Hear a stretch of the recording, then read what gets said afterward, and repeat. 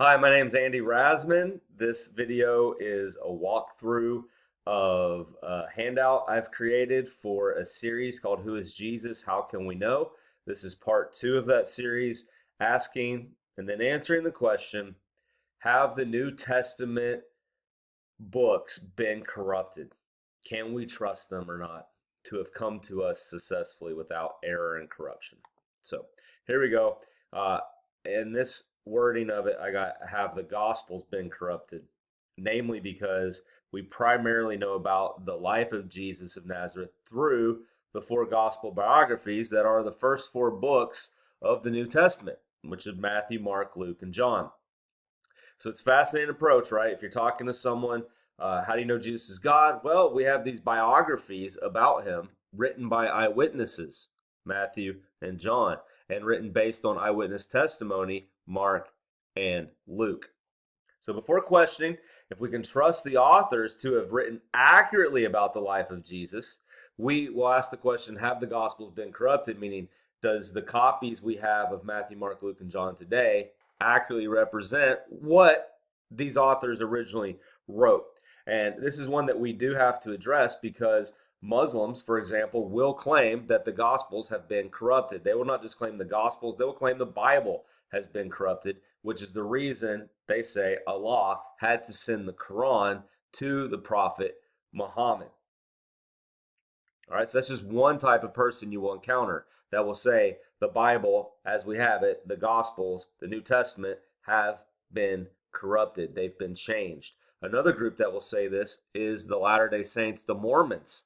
That's what Joseph Smith received from the angel Moroni, that this Bible has been corrupted.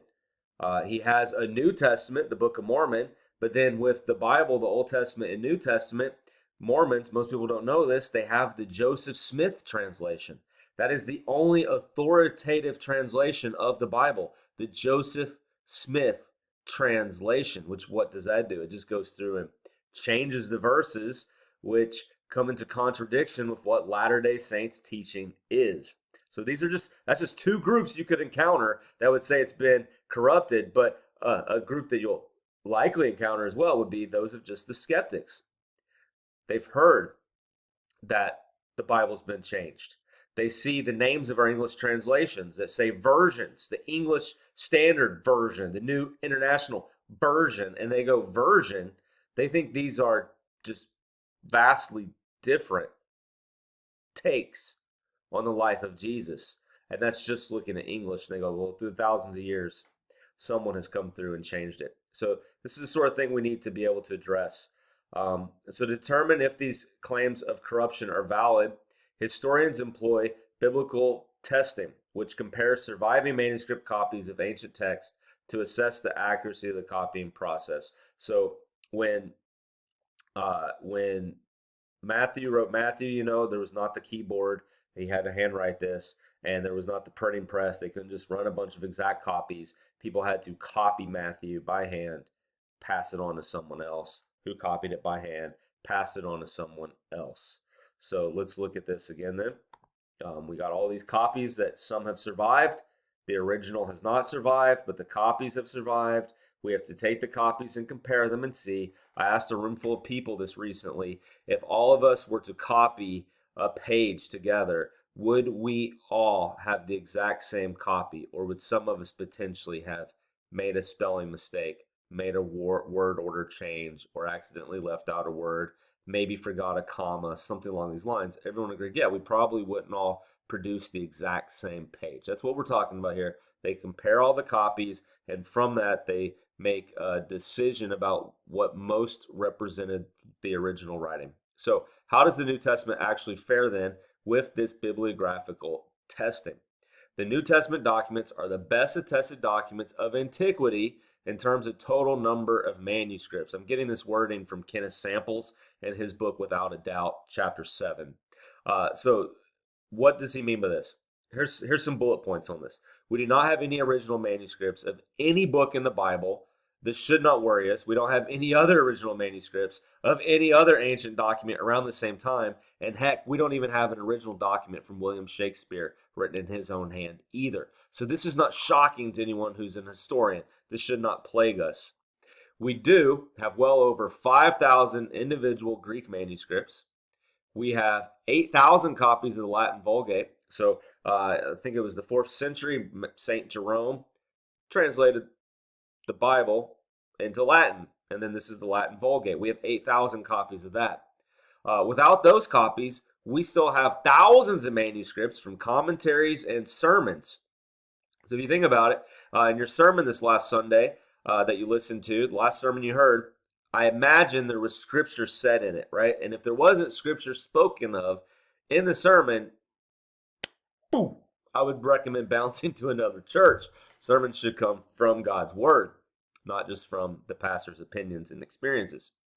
The sermon you last heard had scripture in it. They were giving sermons in the early church. These sermons were written.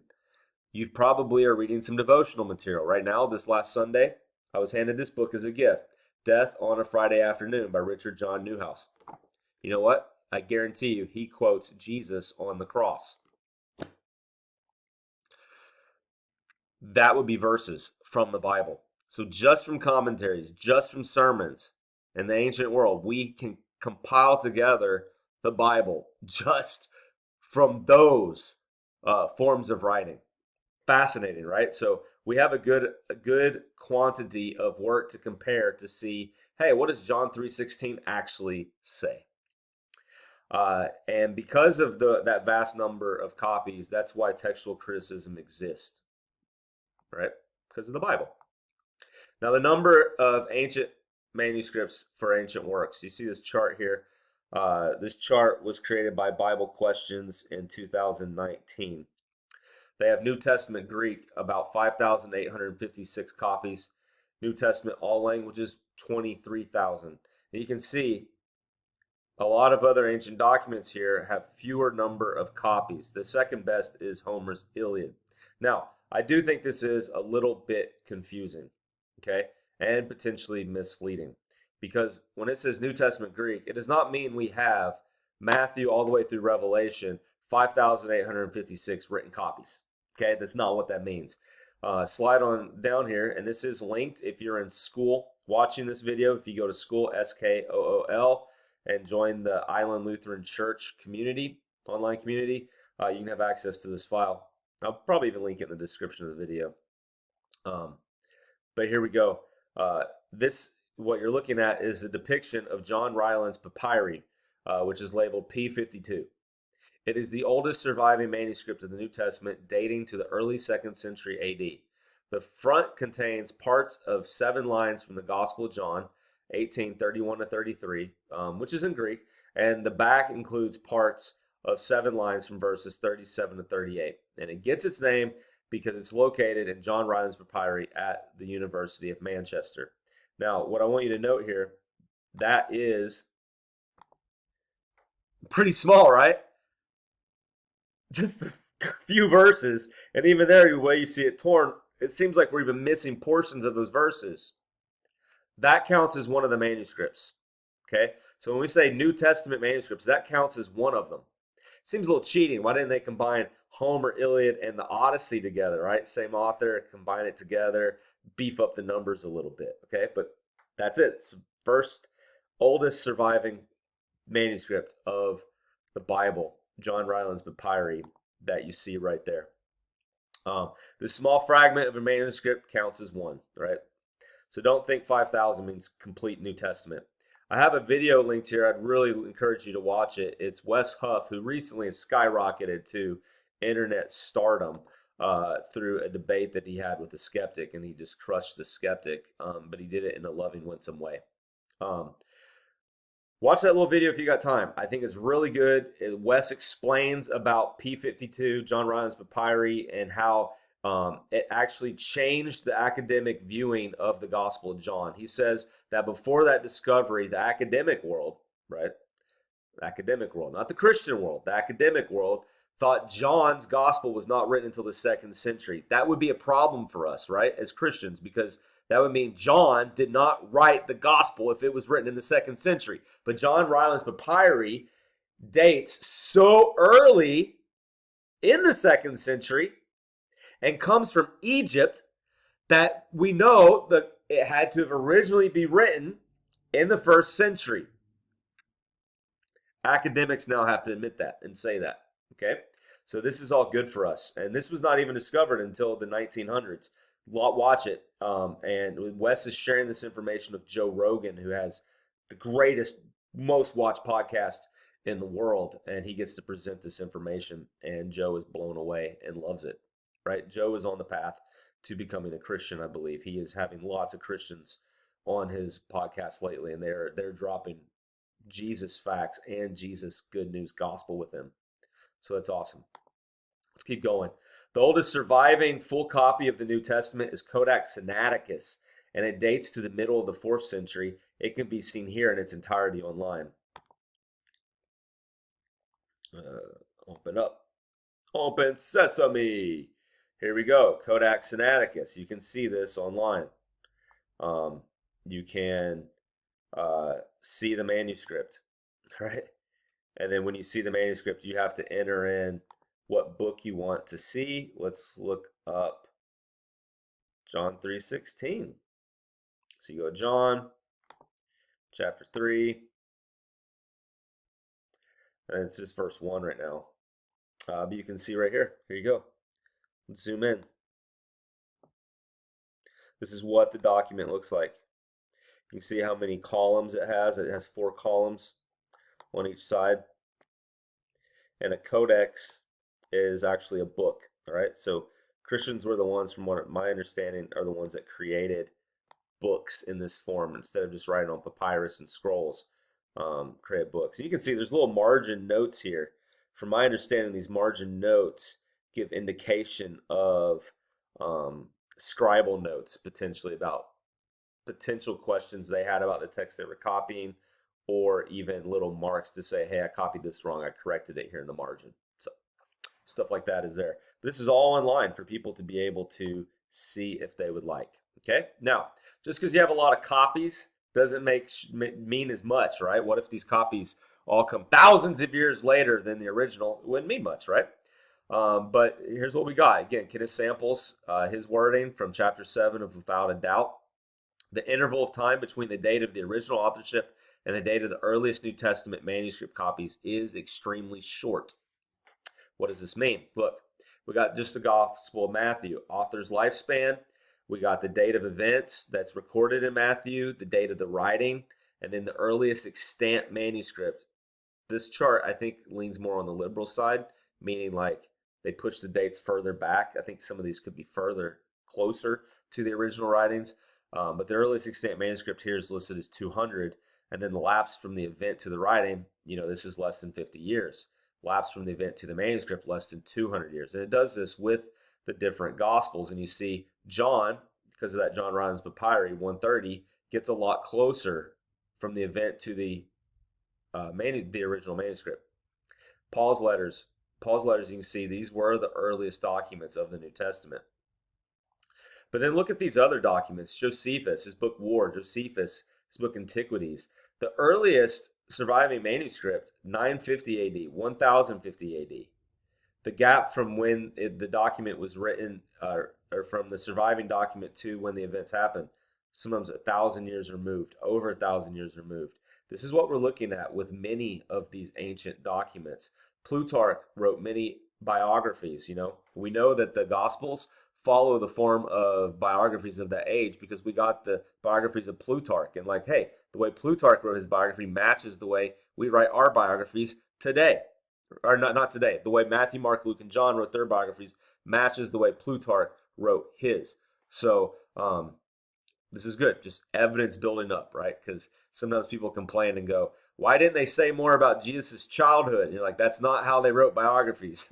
They only wrote the most important parts of the life. The most important part of the life was what? Christ's death, burial, and resurrection, which is why that portion of his life, the last week, takes up over half of the gospel in most of these biographies. Powerful. All right, so this is good, right? Means we have good spacing, gap-wise, between the original and when the first surviving manuscript arrives on the scene for us. Now, why does all this matter, right? More copies that you have, you can compare and see if there's errors or not. If one error occurs in one location, any other copy from that copy is going to carry on that error, correct? So if you have a lot of copies and they're spread out geographically and you start to put them together, you can go, oh, you know what? This verse has this wording. It only appears in this geographic area starting at this date. Because it is late and only in this area, we can ascertain through textual criticism that that portion was added later. Does that make sense? Hopefully it does.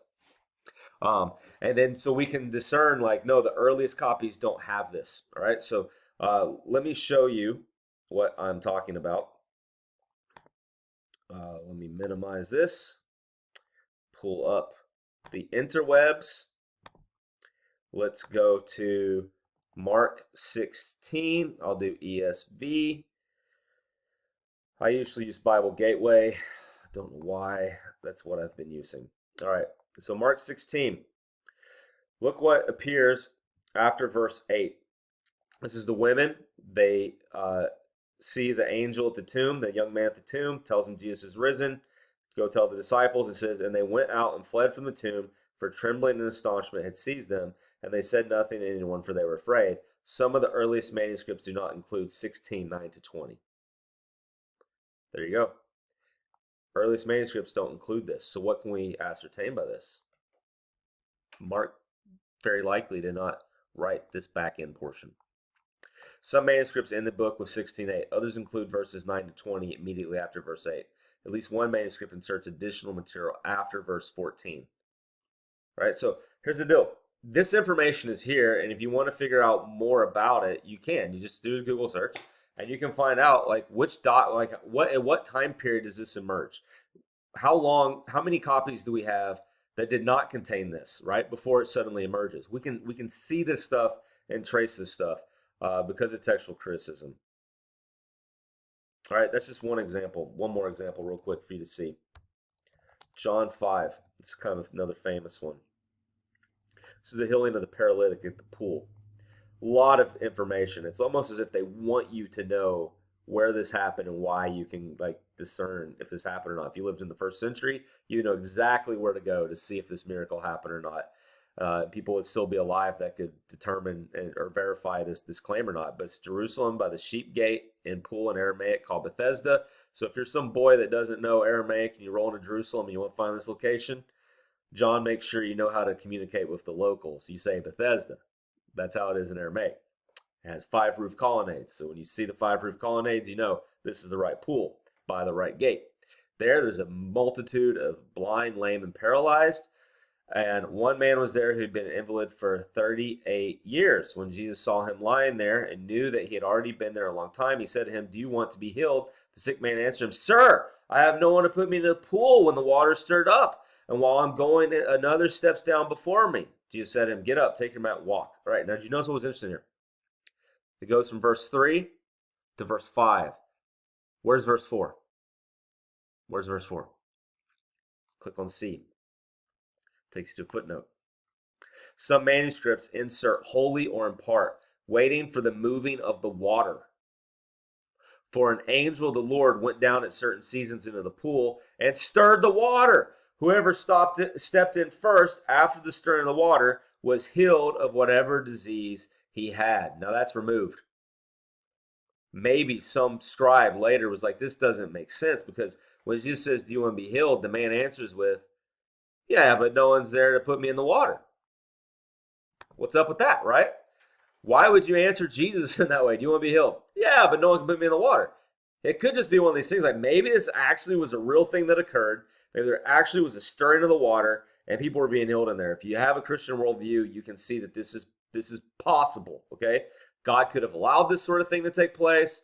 It could have actually been a heavenly angel. It could have been a demon doing this work that God allowed to perform false miracles or false signs that lead people astray, all right? But either way, this is here. Some scribe goes, let's include this bit of history that for some reason John did not include, so that this answer will make sense. And some scribe scribbled that in. That's a speculation of how this could have occurred later. But the earliest manuscripts don't include that. So that's why modern day translations don't include that verse. But the footnotes usually do, because if you go to the King James Version, that verse is there. When the King James Version was written, we did not have as many manuscript copies to compare and contrast to discern what the original text most likely was. Hopefully this is making sense to you. And the key is that